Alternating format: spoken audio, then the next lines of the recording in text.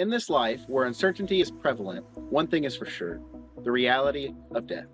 No matter how strong or how wealthy or how healthy someone might be, no one is immune to the powers of death. The reality is many fear and try to escape it, but their effort is in vain. However, 2,000 years ago, there was a Jewish teacher who had a lot to say about death, and he actually displayed power over it. His name was Jesus of Nazareth, and his ministry was filled with resurrection stories.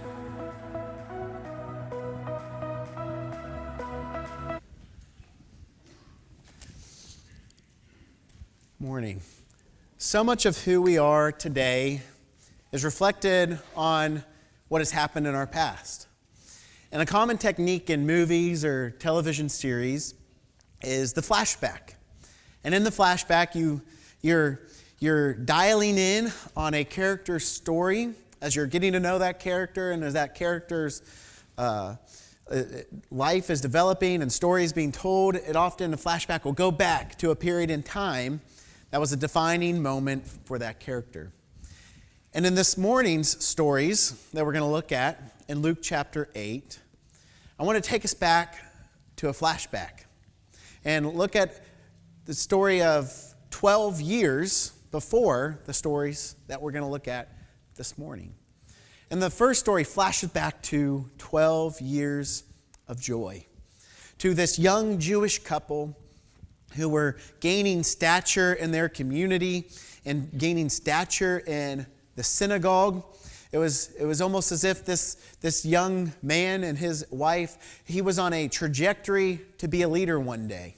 And 12 years before the stories we look at this morning, this young Jewish man and his wife had a little baby girl. And it was their only little baby girl. But it brought them so much joy. And as so many of you have, you had these years of rearing this little daughter, and it was filled with joy. And they didn't have photo albums back then, but it had been photo albums filled with great memories and great times. And it was full of joy. And then I want to take you back to 12 years of misery in a different story. Take you back to a story of a woman who had a blood disease where constantly she had this flow of blood. We're not told much about it. And she would go to doctor after doctor, trying to find help, trying to find someone who could provide her some sort of cure. And if you've ever had some sort of disease or ailment or something wrong with your body, you know that pain where you've gone to a doctor and they're truly practicing medicine. You go to them and you try to find out what's wrong and you don't get many answers. And we all know how frustrating that can be. And that's with all of our technological advances that we have today. But take you back over 2,000 years ago, and this woman going through over a decade of searching, trying to find the answers to her health, and coming up with nothing. And in her time, as we'll see, this had not only implications for her health, but it also had her implications for how she was viewed in society and even within her religious society. And so we pick up this story in Luke chapter 8. And Jesus is going along with his disciples, much like the story last week. And just like the story last week, we have the meeting of two crowds, two different reactions to Jesus in his ministry and the disciples who were following him.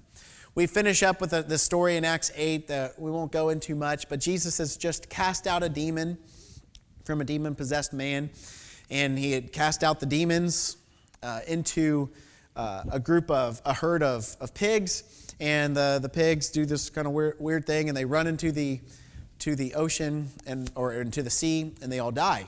And that makes some of the townsmen angry, and some of those people who lived in this town where Jesus had been passing through. And so people witness this miracle of Jesus, that he's cast out these demons, and it says, and all the people of the region of Gerasenes asked Jesus to leave them because they were overcome with fear. And so he got into the boat and left. And so you have one reaction to Jesus, a crowd that sees what Jesus has to offer and sees what he does, and they respond in fear. And ultimately, they reject him. And then he continues to move on and to go on.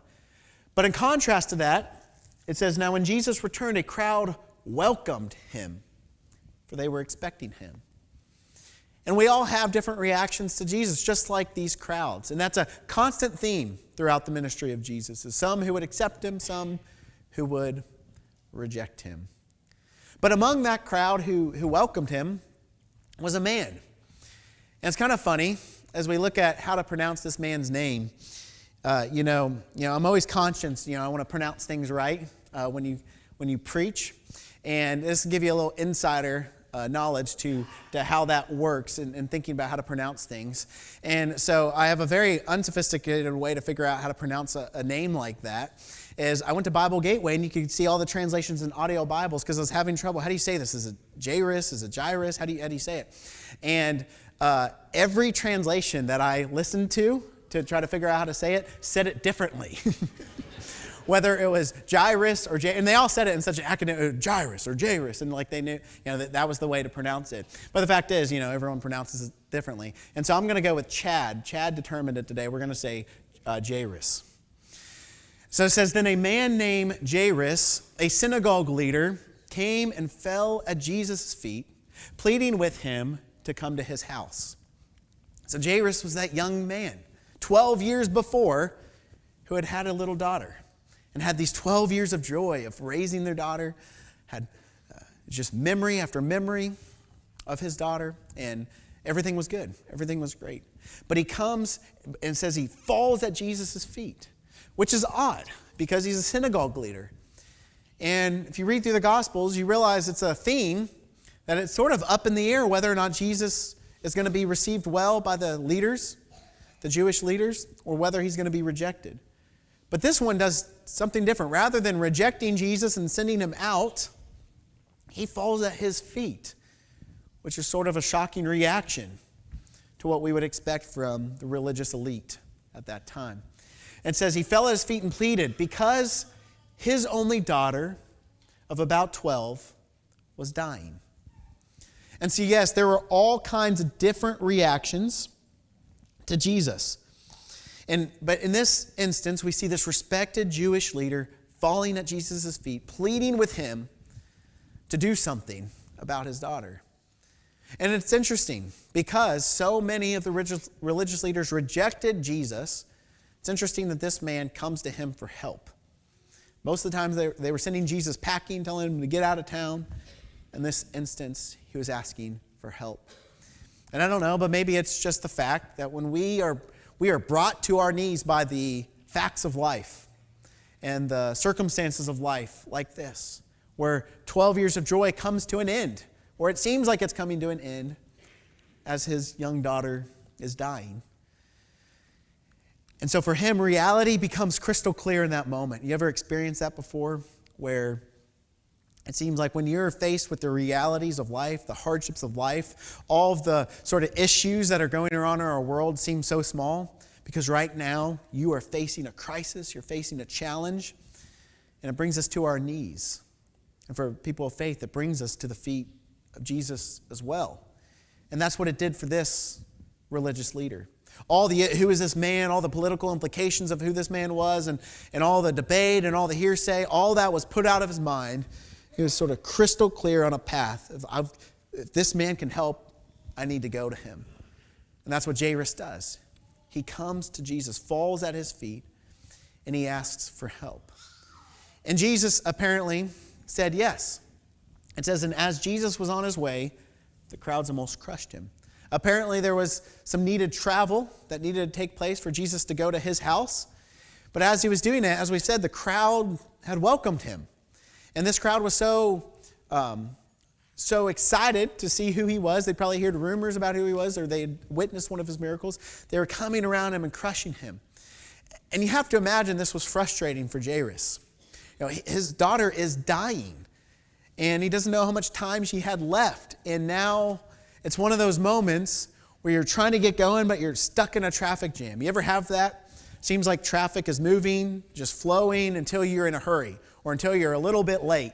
And then all of a sudden, you get stuck at every stoplight. You get on the interstate and everything's backed up. Someone cuts you off.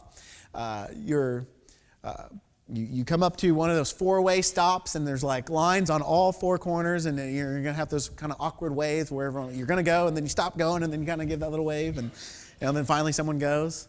It's one of those moments where you're trying to get going, you're in a hurry, and it seems like everything's just slowing it down.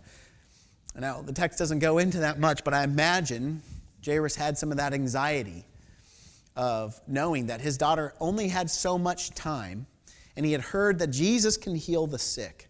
And so he knew time was pressing. He needed Jesus to get there. And he had faith that Jesus would be able to do so if he could get there before she died. And it's in this rush, it's in this big crowd where people are just pressing up against him that we're introduced to the second story, that flashback that I took you to, the 12 years of misery that this woman had gone through. And we're introduced to this woman. It said, "Now, and a woman was there and had been subject to bleeding for 12 years, and no one could heal her." We talked about her, that struggle, 12 years of searching, 12 years of just trying to find an answer to some of the health issues she was having. And no one had any answer. No one was able to help her. And as we've mentioned already, that carried not only implications for her health, how frustrating that would be to not be able to stop bleeding, but it also had implications for her socially and religiously as a Jewish woman. If you look in Leviticus chapter 15, and specifically, I'm not going to pop this up on the screen, but it is specifically in verses 19 through 23, it gives some guidelines for ceremonial cleanliness. And what that meant was whether or not someone could enter into the realm of worship, whether they were clean or unclean. It didn't have necessarily any implication for them morally, but it's just all sorts of situations when you go throughout Leviticus 14 through 19. It talks about who can approach the throne and how they need to do that. And there was ways. If you were unclean, it wasn't all that big of a deal. There were ways to become clean, and there was processes to follow. And in this case, for a woman with a flow of blood, the process was to, you would be unclean for 7 days, but then you would go through the process that is outlined in those chapters, and you'd become clean. It was no big deal. But in her situation, she never stopped bleeding. So she was in this constant state of uncleanliness. And one of the things about being unclean is that you couldn't, if someone were to touch you, they were then to become unclean.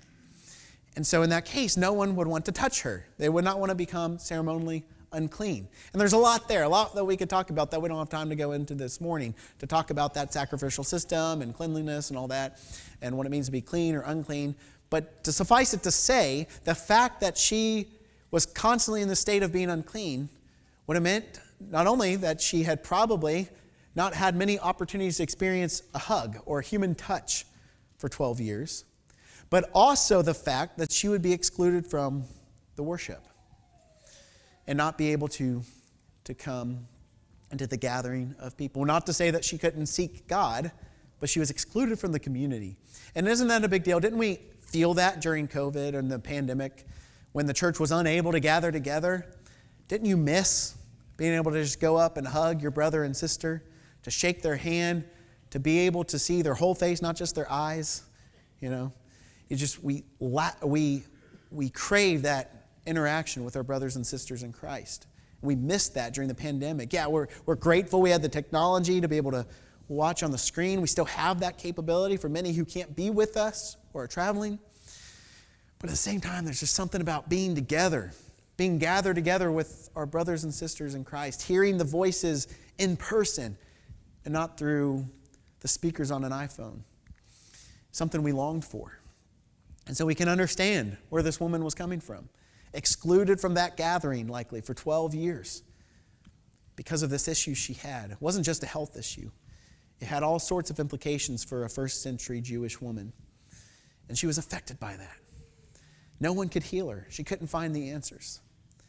And so she hears of this man named Jesus, And she sees this crowd gathered by him saying, he's a miracle worker. He's healed people. He's cast out demons. He's healed the blind. He's healed deaf people. And she thinks, just has this sort of kernel of a thought, well, maybe he could heal me. But if you remember, she couldn't touch anybody. And so she has a dilemma. She's thinking, I can't just go up and touch this respected Jewish teacher, this up-and-coming famous person. I can't go up and touch him. The crowd would team up, and they would go against me. They would send me out. Like, this isn't going to go well for her to just go up and to touch this new respected leader. So she has this problem. But I think she has this thought. We're not quite told this, that we're not given the process. We're just sort of told this story, as we are many stories in the Bible, told them as sort of matter of fact. We're given the facts of what happened. But I imagine she thought, well, okay, I can't touch him. I can't let people see that I touched him and cause him to be unclean. But if I could just touch maybe just the hem of his garment, maybe I would find the relief I need. Maybe I would find the healing I would need. And so she squeezes her way through that crowd, trying to be unseen, trying to make sure not to call attention to herself so that she could just get close enough to the teacher. Even if I can just reach out and grab the hem of the garment that's hanging down, maybe I'll experience healing. And that's what she does. It says she came up behind him, touched the edge of his cloak, or some translations say hem of the garment. And it worked. Immediately, her bleeding stopped. And as you would imagine, she's wanting to sort of scoot now, get out of there. And it wasn't because she was trying to take anything from the teacher, but it was because of the embarrassment. She was a social outcast at this point. And she thought she might be in trouble, or there might be some other implications for what she has done. And then to her surprise, she thought this was a way. I'll touch it. No one will ever know. I'll find the answers I'm looking for. But to her surprise, Jesus turns around and stops and asks, who touched me? And what's interesting, that same word for touch is it comes from the same word, at least used in the Greek Old Testament, Septuagint, comes from that same word that we find in Leviticus chapter 15. It's, of course, in Hebrew, but the Greek version, same word for touch, is my understanding, at least. And so Jesus asked this question, his disciples are confused. They're like, Jesus, you're walking through this, Master, you're walking through this crowd of people. They're all pressing up against you. What do you mean, who touched you? And Jesus knew, of course, exactly what he meant. And that's what Peter speaks for the disciples, as he so often does. He says, Master, the people are crowding around you, pressing against you. What do you mean, who touched you? But Jesus says, someone touched me, and I know because power has gone out from me. And I find that so interesting, because it's not as if you could just take Jesus' power from him, as if it was like, if I were to just touch him, you would be healed. But it was something we know from this side, Jesus had exercised this power, had freely given this power. But why does he have this conversation? Why doesn't he just allow the woman to go on and to live her life? But instead, the woman realizes it was all lost. And seeing that she could not go unnoticed, came trembling and fell at his feet. She's like, here it goes. I'm in trouble. I've touched the master. I'm going to cause him to be unclean. Or I touched the teacher. It says, and in the presence of all the people, she told why she had touched him and how she had been instantly healed. Just explain, it's like, I've been looking for answers. I've been searching for 12 years. I heard rumors about this teacher. I just thought it would do no harm just to touch the hem of the garment. And what Jesus then says, he says, daughter, your faith has healed you. Go in peace. It wasn't some magical power that the garment had of Jesus, that if she were to touch it, she would be healed. But it was her exercise of faith in Jesus' knowledge of all things, where he knew she was there. It wasn't a secret. And it was through her faith that he healed her. It wasn't touching a garment, but it was the fact that she saw that God's power was so powerful that if she would just touch the hem of the garment, she'd be healed. But I think what's most significant about this is, why did Jesus do this? Why did he address her? Why didn't he just let her go? And as some scholars would suggest, it was likely Jesus was taking this opportunity to lift this marginalized woman up, restore her back into a right place in society where she could be seen. But did you notice she's so used to being unseen? It says, then the woman, seeing that she could not go unnoticed. That's when she comes forward and falls at the feet of Jesus. She was so used to being overlooked, so used to being ostracized from those around her, so used to being marginalized, not included, that in this instance, this was one of the first times she had been noticed and she'd been seen by Jesus. She comes to him with fear and trembling. And we realize can be a fearful thing to be seen by God. However, Jesus shows that it's actually a good thing to be seen by God. He calls her daughter. Daughter. So much of society would have looked at this woman as unclean, unincluded, marginalized, but Jesus calls her daughter, which I think is significant as this story is sandwiched between this other story with this synagogue leader who is worried about his daughter. And I think it's the fact that Jesus sees her and elevates her back to a right place in society, and that he sees her just as much as a beloved daughter as that synagogue leader beloved his own daughter. And so the story continues, and as we've said already, Jairus in this instance would have had high anxiety. This whole story, although for us is this meaningful, powerful story, but for Jairus, he's thinking, okay, the clock's ticking. We've got to get going. I'm sure he's frustrated at this point. Like, I've asked you to do something. Will you please come with me? Let's go. Let's move on. Why are we talking to this woman? And it says, and while Jesus was still speaking, someone came from the house of Jairus, the synagogue leader, and said, your daughter is dead. He says, don't bother the teacher anymore. And while it seemed like the 12 years for that woman with the blood issue, like that had just been set right, that had just been reversed. At this point in the story, it also feels like that 12 years of joy had been reversed. As Jairus has just received news that period of his life was coming to an end. His daughter had died. And we just imagine the hopelessness that he felt. And again, there's this mixture, as we saw last week, this mixture of joy and despair all in the same story, which is so true to our life. As one person is rejoicing, one person is suffering a loss and weeping a loss. And that's just true of life. But Jesus reassures Jairus. He says, hearing this, Jesus said to Jairus, don't be afraid, just believe, and she will be healed. Just believe. He says, don't, in the words of Journey, he says, don't stop believing. Have faith. Your faith has come this far, keep it going. You've come to me beyond all shadow of doubt, the synagogue leader, with all the other voices of who this new teacher was and who Jesus was, people who were condemning Jesus and trying to outcast him, trying to stop his ministry from growing. He had all these voices in his ear. And he came to Jesus, and now she has died. He's lost hope. Maybe he's thinking maybe there's a kernel, at least a temptation for him to think, well, maybe they were right. But Jesus says, don't be afraid.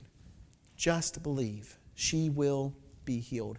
And so Jesus comes to the house. They make it to the house. And when he comes in, everyone is crying and mourning for her. And as we mentioned last week, likely what's going on here is crying and mourning. There's probably a hired crowd that they've brought to this funeral. They've already accepted the fact that she was gone. And Jesus, like last week, says this. He says, stop crying because she is not dead, but asleep. And again, like last week, it translates sort of harsh. But he says, don't cry. Again, I see this as less of a command of you better stop crying or else I'm not going to do what I'm going to do.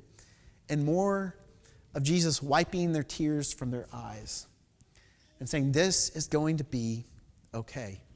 He says, she's not dead, but asleep. And the crowd sort of doesn't really know what to do with this. And again, all the crowd probably isn't close, intimate family. But it says they laughed at him, knowing she was dead. And as we saw last week, Jesus said in Luke 6 that blessed are those who weep, for their mourning will be turned into laughter. And that's exactly what Jesus does here, except for it happens in a little bit more ironic way, where they're laughing in a semi-mocking way. But Jesus is about to turn those laughs of mock into a laugh of joy. And it says he took her by the hand, and he says, "My child, get up." And to everyone's surprise, they can't believe he's saying this. What is he talking about? And to their surprise, her spirit returned, and at once she stood up. And then Jesus told her to give something to eat. And then because his time had not yet come, her parents were astonished, but he ordered them not to tell anyone what had happened, because he had many things to do. And as we walk away from this story this morning, last week we saw a story where we talked about the God who visits. And this week, we witness a God who sees. We see Jesus, who represents God to the world and was God in the world. He sees this synagogue leader, this highly respected person in Jewish society who would lead in the synagogue and keep operations going. He would create the order of worship. He'd get the people there to help make the service happen. He was respected. He was seen as a leader. And God, through Jesus, had eyes to see him. But God also had eyes to see the person, the woman in the room that nobody else could see. He had the eyes to see the person who had been set outside of the synagogue. And this was a woman, as Warren Wiersbe says, she was defiled, destitute, discouraged, desperate. But she came to Jesus and her need was met. Because we serve a God who sees both the synagogue leader and the person left out of the synagogue because of their state. Jesus saw the ruler of the synagogue and the unclean left out of the synagogue. That's the God we serve.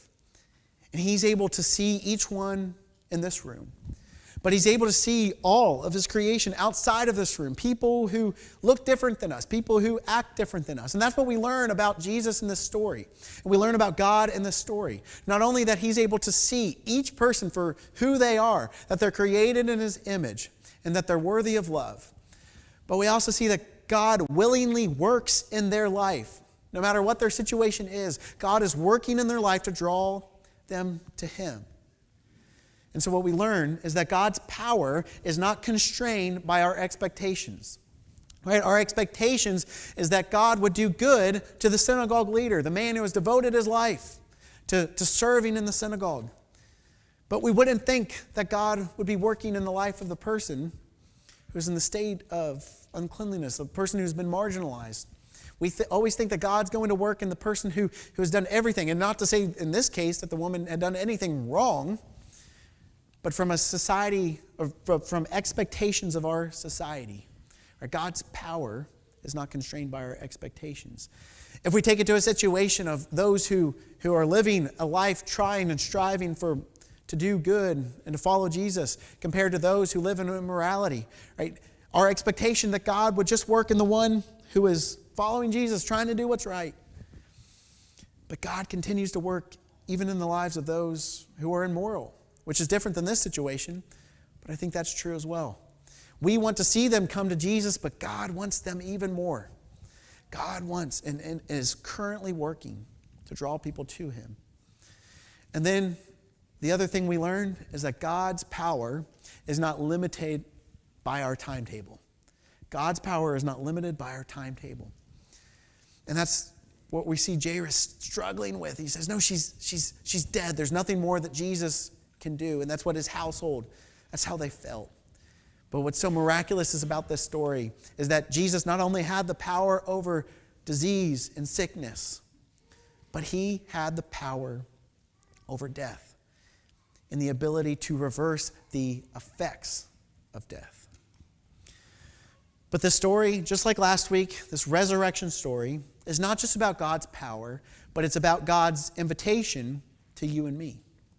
That you and I are invited to look at this story, to see how Jesus acted, and then to go out and go and do the same thing. So as we end today, our go and do is to have eyes to see. To be able to see the synagogue leader and be able to to impact those who are higher up in our society, but also to have eyes just as equal that can see the marginalized, and to be able to step into their life and to help, and step into their life to make it better, to bring life, to bring resurrection through the power of the cross and the power that Christ gives us, but to be able to do good in real, tangible, physical ways as well. As we continue this series, Resurrection Stories, we have 2 more weeks. As we lead up to Easter, which will be the last day of this series, we'll of course have our Easter service. We're going to have an Easter egg hunt. And although those are just small ways as we are observing the Lord's resurrection every week, and as we give special attention to that as it matches up with the calendar of Easter as well, but we want to celebrate that, and we want to make an opportunity where we can invite those in our community, invite our friends and neighbors. And so this week, I want to leave us with this announcement that in the mail you'll receive one of these, and those who aren't here will receive one of these. And many people who are associated with Northeast will receive a little flyer to remind us of Easter coming, and a little invitation to our Easter egg hunt for children ages 0 to 12 and their families following services on that Sunday, March 31st. But what we also have a stack of these outside so that you can take more. You have yours coming in the mail, but if you want to take more of these and hand out to any friends and neighbors, that's a great opportunity to see people and invite people. But hopefully we step into that more than just giving an invitation. That's important. God invites us and we can invite other people.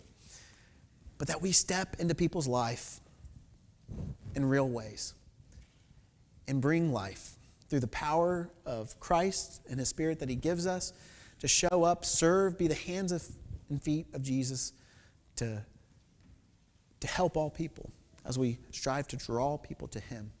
But maybe this morning, as we think about, reaching out to people and helping write their resurrection stories, maybe this morning you're thinking about your own resurrection story.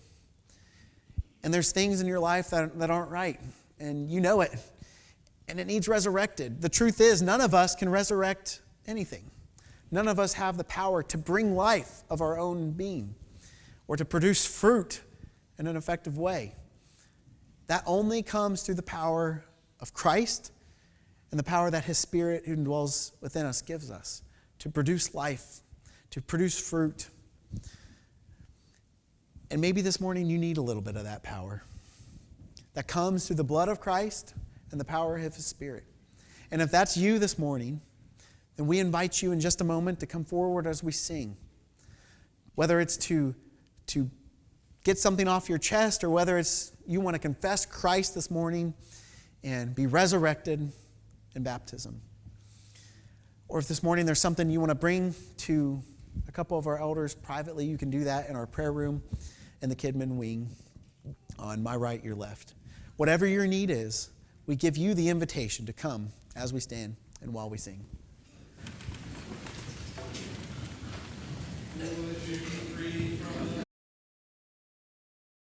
Thank you for joining us online today. I don't know where you are in your story with God, but I do know that He wants to give you new life. And if we can help you in any way, please reach out to us. You can find more information about our church at northeastchurch.com.